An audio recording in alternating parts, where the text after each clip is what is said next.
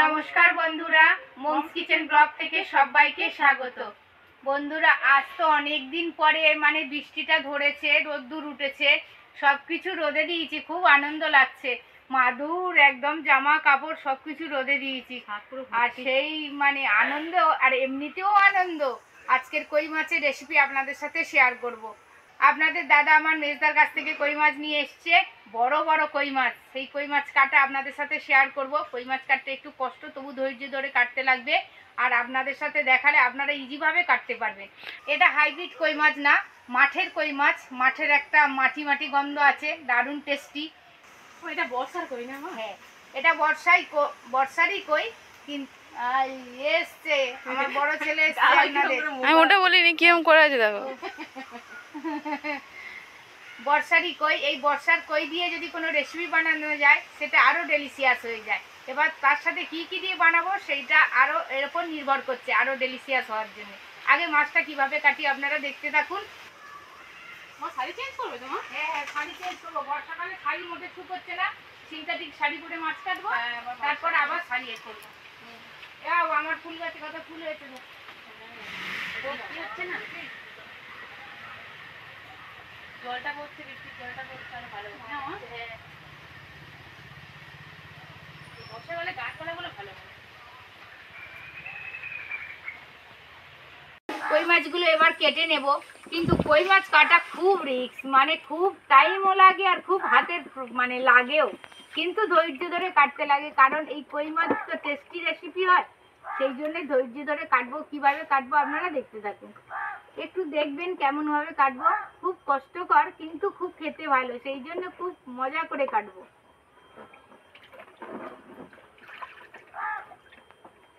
জ্যান্ত ছেড়ে দিলে কিন্তু পালিয়ে যাবে। মাছগুলো ঝগড়াঝগড়ি করে করে গায়ের সব আঁশ তুলে ফেলে। ও বাবা, কি লাফাচ্ছে।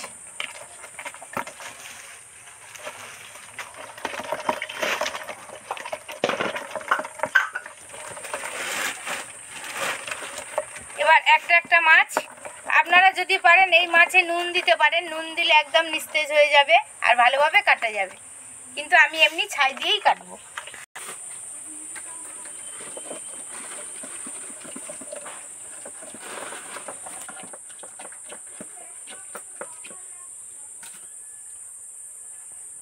ভালো না? একদম টাটকা, আঁচ ছাড়াতে কোনো অসুবিধাই নেই। রক্তটা দেখো।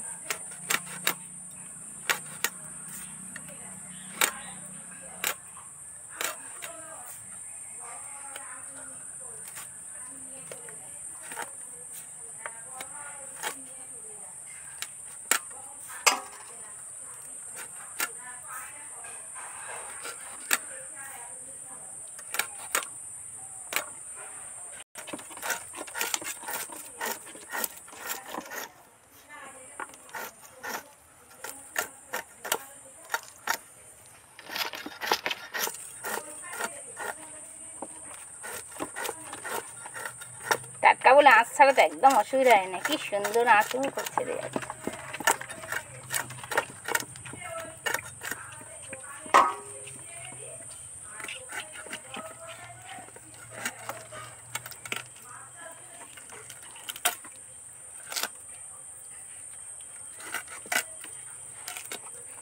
মাছের এই যে কাঁটা কানকোর, এই কানকো দিয়ে এরকম করে করে কই মাছ একদম তাল গাছে উঠে যায়, এই কাঁটা।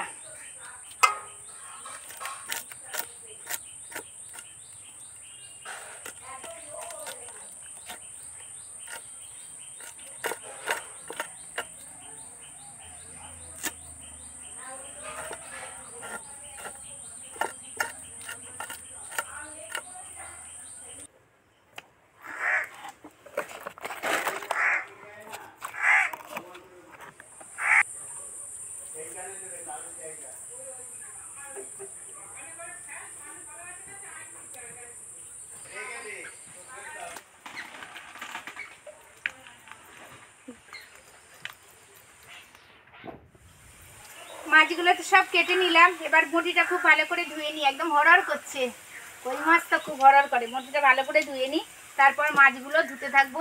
অনেকক্ষণ ধরে ধুতে লাগবে, এই 7টা না 6টা মাছ আধা ঘন্টা ধরে ধুতে লাগবে। যতক্ষণ কাটতে লাগলো তার বেশিই ধুতে লাগবে। আপনারা আমার সাথে থাকুন, সবগুলো কেটে আবার আপনাদের সাথে কই মাছ তো ধুয়ে গুছিয়ে নিয়ে চলে এলাম। অনেক কিছু তো কই মাছের রেসিপি আপনাদের সাথে শেয়ার করেছি, কিন্তু আজকে যেভাবে বানাবো সেইভাবে যদি আপনারা রেসিপিটা বানান তাহলে দুপুরবেলা খাওয়ার আর কোনো প্রবলেম হবে না। একদম নিমেষেই একতলা ভাত শেষ হয়ে যাবে। কচু, বেগুন, আলু, টমেটো, কাঁচা লঙ্কা, সর্ষে বাটা দিয়ে কই মাছের পাতলা পাতলা ঝোল, খেলে ভুলতেই পারবেন না। দেখুন কিভাবে সবজিগুলো কাটি, তারপরে আপনাদের সাথে শেয়ার করব কি দিয়ে বানাবো, কিভাবে বানাবো। আসুন সবজিগুলো কিভাবে কাটি দেখতে থাকুন। দাদা বেগুন নিয়ে এসছে কই মাছের রেসিপির জন্য, একদম ফ্রেশ কচি। আসল হচ্ছে কই মাছের ঝোলের রেসিপি বেগুন।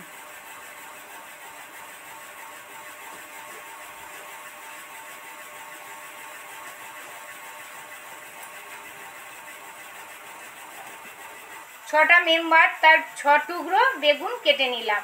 একদম পাতলা না, মোটাও না, একদম ভালো ভালো পিস করে কেটে নিলাম। বেগুনটা তো কেটেই নিলাম, এবার কচুটা ভালো করে কেটে নেব। এই যে রেসিপি বানাবো, এই রেসিপিতে কচু দিলে তবেই টেস্টি হবে, আর একটা একটা মানে মাখা মাখা ভাব আসবে, তবেই খেতে ভালো লাগবে। বেগুনটা জল থেকে ধুয়ে ভালো করে তুলে নিলাম।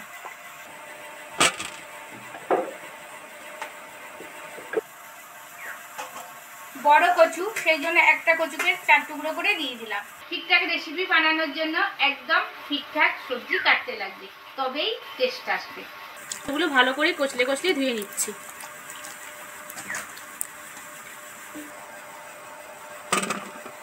টমেটোটা 6 টুকরো করে কেটে নিলাম। পুরো কাঁচা লঙ্কা দেবো, চিড়েও দেবো না, ভেঙেও দেবো না, গোটাটা একটা ফ্লেভার আসার জন্য দেবো।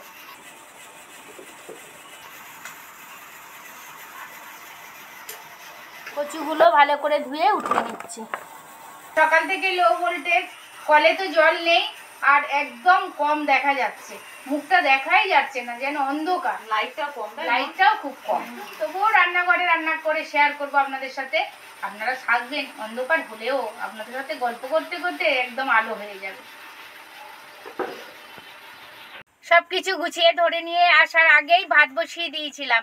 ভাতটা ফুটে গেছে, এবার ভাতটা নামিয়ে আপনাদের সাথে রেসিপিটা শেয়ার করব।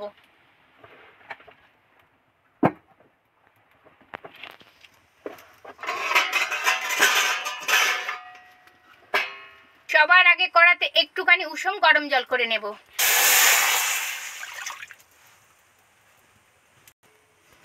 জল তো উষুম গরম হয়ে গেছে, এবার একটা বাটিতে জলটা ঢেলে নেব। এবার এই উষুম জলটার মধ্যে কই মাছ কটা উঠিয়ে দেব। ঠিক 2 মিনিট নেড়ে চেড়ে ভালো করে উঠিয়ে ধুয়ে ভালো করে আবার উঠিয়ে নেব। এইভাবে উষুম গরম জলে কই মাছটা ধুলে ওর মধ্যে যে হরহরানি ভাব আছে সেটাই কেটে যাবে, আর টেস্ট আরো দ্বিগুণ হবে। এবার মাছগুলোর মধ্যে নুন, হলুদ, লঙ্কা দিয়ে ভালো করে ম্যারিনেট করে নেব। বেশি মাছে নুন, হলুদ, লঙ্কা দেবেন না, তাহলে মাছের স্বাদটাই চলে যাবে আর ভাজতে অসুবিধা হবে। ঠিক ঠিক মশলা একটুখানি দিলেই তবেই মাছ ভাজা যায়, নালে মাছ পুড়ে যায়। কড়া তো গরম হয়েই গেছে, এবার কড়ার মধ্যে সর্ষের তেল দিয়ে দেব। মাছ সবসময় সর্ষের তেলে ভাজবেন, তবেই টেস্ট আসবে। তেল তো গরম হয়েই গেছে, একটা ঝাঁঝ উঠছে উপরে। এবার একটা একটা কই মাছ তেলের মধ্যে দিয়ে দেব। একটা করে কই মাছ দেবেও, আর একটা একটা মাছ দেবো, আর একটা একটা 2-3 বার উল্টে নেবো, নিলে একদম মাখা হবে না, সোজা হয়ে থেকে যাবে।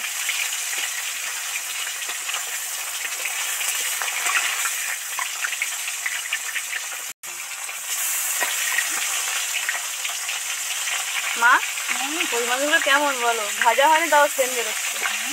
একদম মেঠো গন্ধ, দারুণ টেস্ট।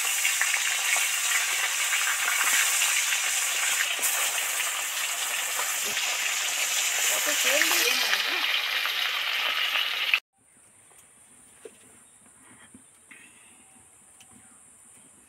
মাছগুলো তো সব ভেজে তুলে নিলাম। এবার এই মাছ ভাজার তেলে একটুখানি 5 ফোড়ন, শুকনো লঙ্কা, তেজপাতা দিয়ে দেব।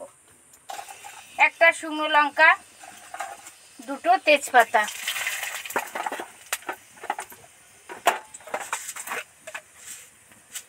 অল্প 5 ফোড়ন।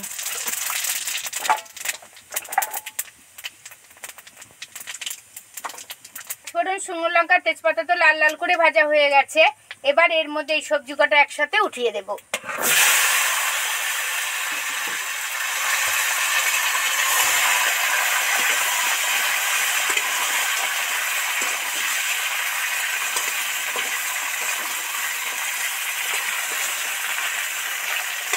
সবজিগুলো তাড়াতাড়ি যাতে ভাজা হয় তার জন্য একটু লবণ দিয়ে দিচ্ছি।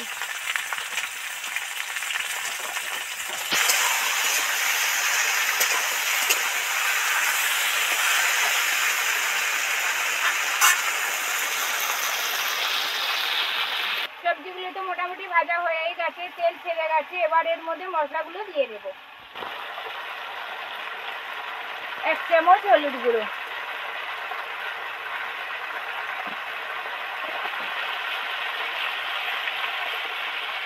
1 চামচ লঙ্কা গুঁড়ো, 1 চামচ জিরে ধনে মরিচ গুঁড়ো। কিন্তু আগেই দিয়েই দিয়েছি। এবার টেস্ট করে নুন দেব। মা, ওই কই মাছের তেলে সবকিছু হচ্ছে তো, ওই জন্য ফ্লেভারটা বেশি ভালো না, একদম খেতেও ওরকম ভালো হবে বাবা। ওই জন্য যে কোনো মাছ ভাজার সময় একটু বেশি তেলে ভাজলে, সেই তেলেই সবজি ভাজলে মানে যে রেসিপি বানানো যাবে সেটাই টেস্টফুল হয়।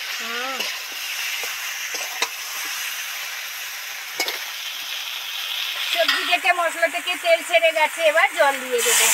কচু আলু তো একটু বেশি পরিমাণেই জল দিতে লাগবে, সিদ্ধ হবে। ওই জন্য একটু বেশি পরিমাণেই জল দিয়ে দিলাম।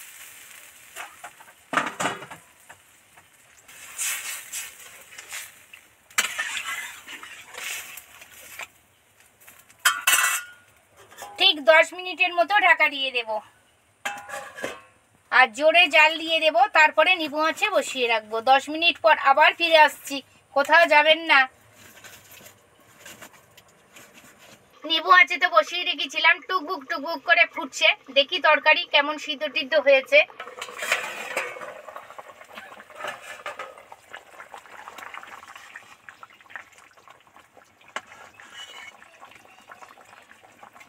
একদম সফট হয়ে সিদ্ধ হয়ে গেছে। কচু সিদ্ধ হয়ে গেছে মানে আলু টালুও সব সিদ্ধ হয়ে গেছে। এবার এর মধ্যে আসল মশলা সাদা সর্ষে বাটাটা দিয়ে দেব। সাদা সর্ষে বাটা আপনারা এতে নুন দিয়েও দিতে পারেন, আবার নুন না দিয়ে দিতে পারেন। কিন্তু যদি লাল সর্ষে হয়, কালো সর্ষে হয়, তাহলে কিন্তু অবশ্যই এতে নুন অ্যাড করে দেবেন।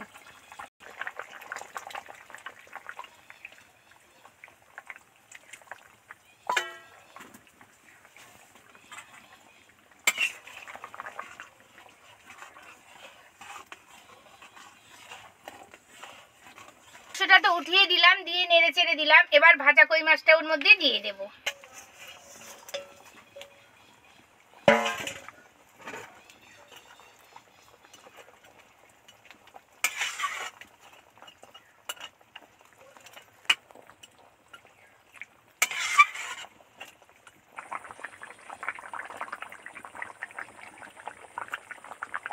মাছ আর সর্ষে বাটা দিয়ে তো টকবক টকবক করে ফুটিয়ে নিলাম। ঝোলটা কমপ্লিট হয়ে গেল। এতক্ষণ আমার সাথে থাকার জন্য অসংখ্য অসংখ্য ধন্যবাদ। দেখা হচ্ছে পরের ভিডিও নিয়ে, কোনো এক নতুন রেসিপি নিয়ে আপনাদের সাথে চলে আসছি। প্লিজ বন্ধুরা আমার সাথে থাকবেন আর আমার চ্যানেলকে সাবস্ক্রাইব করে আমার পাশে থাকবেন। আর পাশে থাকা বেল আইকনটি ক্লিক করবেন, সমস্ত ভিডিওগুলো সবার আগে পৌঁছে যাবে। ভালো থাকবেন, সুস্থ থাকবেন, সাবধানে থাকবেন। নমস্কার, ধন্যবাদ।